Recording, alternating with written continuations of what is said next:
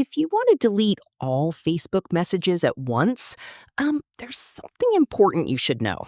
Facebook Messenger doesn't officially allow deleting all chats in one tap. But here's the fastest way to clear your Messenger chats manually. First, open your Messenger app and go to your chat list. Now, to delete a conversation, simply tap and hold on the chat you want to remove. From the menu, tap on Delete and confirm your action. This will permanently delete that conversation from your Messenger.